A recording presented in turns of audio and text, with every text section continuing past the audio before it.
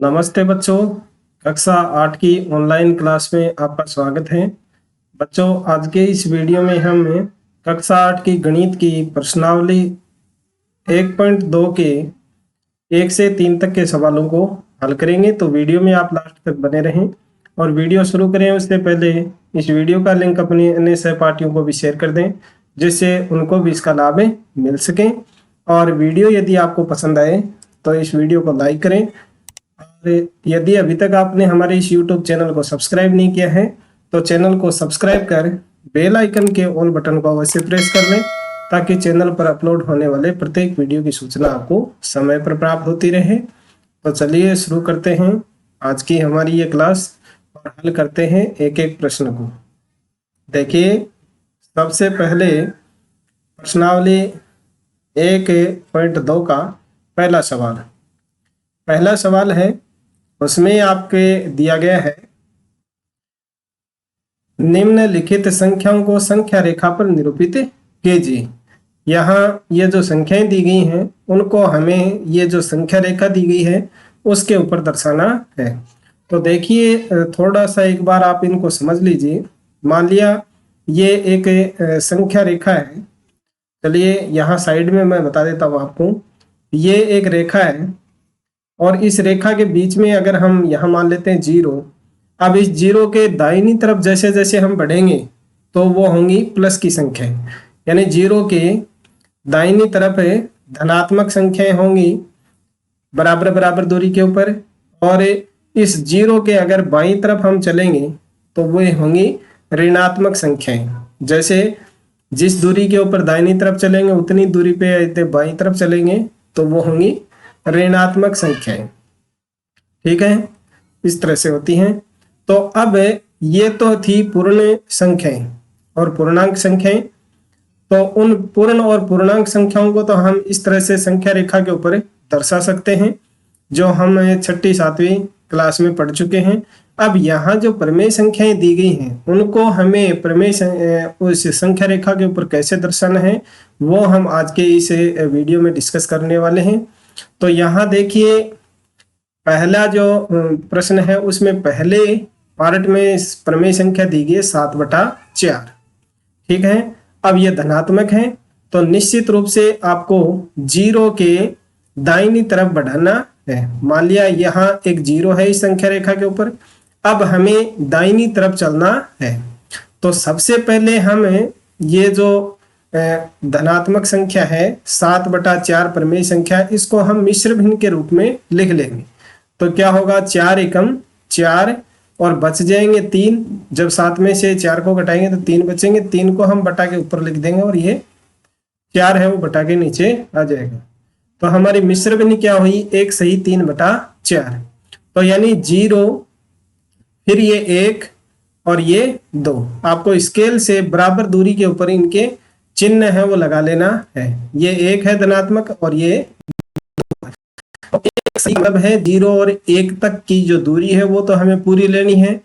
और फिर 1 और 2 है उसके बीच में हमें 3 पार्ट्स लेने हैं।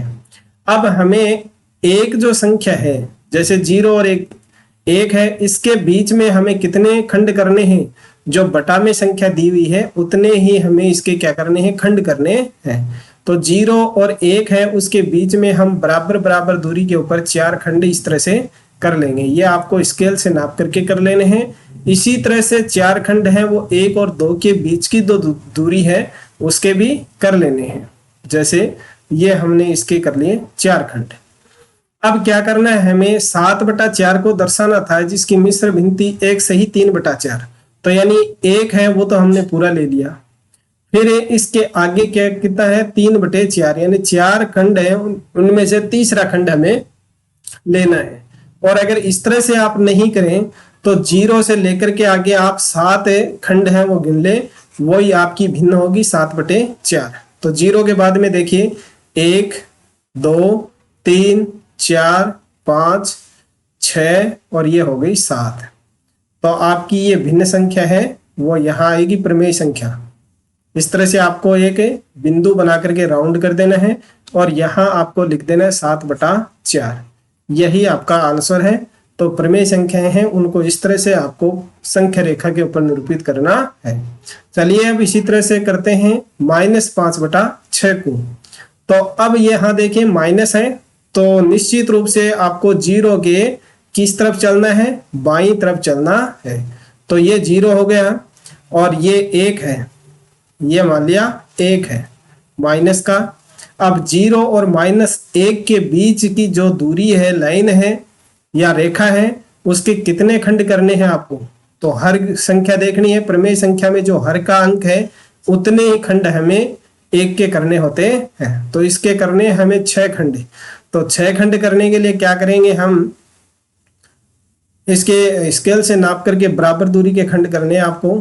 तो 1, ये 2, ये 3, ये 4, ये 5 और चलिए 6 है वो यहां कर देते हैं। यहां से हम इसको मिटा देते हैं और ये हो गया 6, यानी यहाँ 1 होगा माइनस का। ठीक है, अब हमें इन 6 खंडों में से कितने लेने हैं? 5 खंड लेने हैं।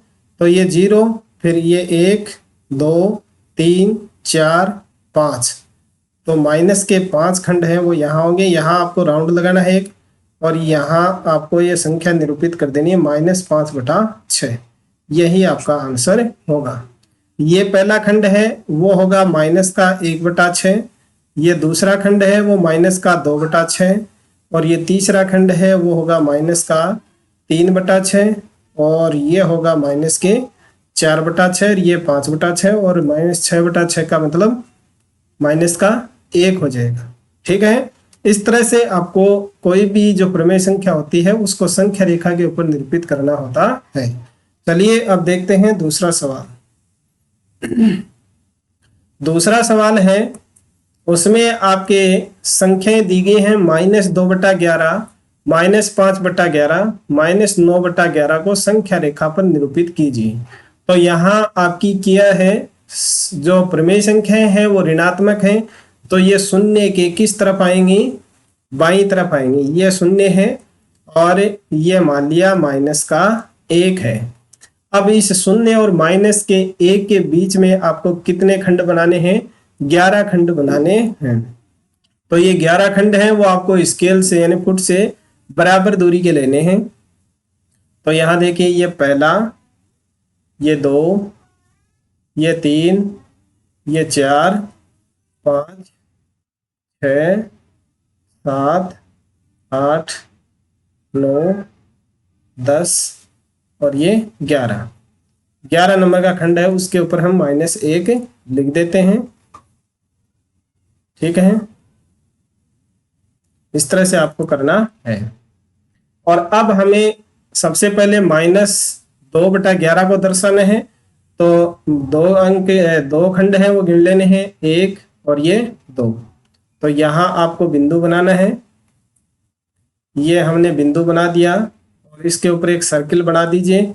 ये हो जाएगी आपकी -2/11, -2/11। फिर अगली -5/11 दर्शानी है, तो ये 2 हो गए, फिर 3, 4 और यहाँ हो जाएगी आपकी -5/11। फिर अगली लेनी है 9, तो 5 यहाँ तक हो गए, 6, 7, 8 और ये 9, ये हो जाएगी आपकी -9/11। तो इस तरह से आपको दूसरे सवाल में जो ये तीनों प्रमेय संख्याएं दी गई हैं उनको संख्या रेखा के ऊपर दर्शाना है। अब देखिए नेक्स्ट तीसरा सवाल। तीसरा सवाल है, उसमें हमें ज्ञात करना है ऐसी 5 प्रमेय संख्याएं लिखिए जो 2 से छोटी हो। यहाँ +2 से छोटी का मतलब है छोटी संख्या जब भी हमें ज्ञात करनी होती है तो उसके हम बाईं तरफ बढ़ते हैं और बड़ी ज्ञात करने के लिए दाहिनी तरफ बढ़ते हैं। तो मान लिया ये है आपके पास में 0 और ये प्लस का 1 और ये प्लस का 2, +1 +2। अब इससे छोटी हमें 5 संख्याएं बतानी है। तो यहाँ हम 0 के बाईं तरफ चलते हैं, -1, -2 और ये -3 और ये -4। इस तरह से आप चाहे जितनी संख्याएं हैं वो बाईं तरफ बढ़ते हुए ज्ञात कर सकते हैं। अब देखिए यहाँ है हम इस 2 के ऊपर, और इस 2 के अगर दाहिनी तरफ इस तरफ चलेंगे तो ये तो होंगी इससे बड़ी संख्याएं, 3, 4, 5, ये तो होंगी इससे बड़ी संख्याएं। छोटी संख्याएं ज्ञात करने के लिए हम क्या करेंगे, बाईं तरफ बढ़ेंगे और 5 ज्ञात करनी है। तो ये हो जाएगी 1, ये 2, ये 3, ये 4 और ये 5। तो कौन सी हो गई आंसर? आप इसका क्या लिखेंगे, 2 से छोटी, 2 से छोटी 5 परिमेय संख्याएं, 5 परिमेय संख्याएं इस प्रकार हैं, इस प्रकार हैं। कौन कौन सी हैं? ये 2 बड़ी है किससे? 1 से, और 1 बड़ा है 0 से, फिर 0 बड़ा है -1 से, और फिर -1 बड़ा है -2 से, और -2 बड़ा है -3 से। तो यहाँ देखिए कितनी हो गई, 1, 2, 3, 4 और ये 5। यही आपका आंसर होगा। अब आप ये कहेंगे कि परिमेय संख्याएं वो तो बटा के रूप में होती हैं, तो यानी परिमेय संख्याएं ये भी बटा के रूप में हो सकती हैं। क्यों नहीं?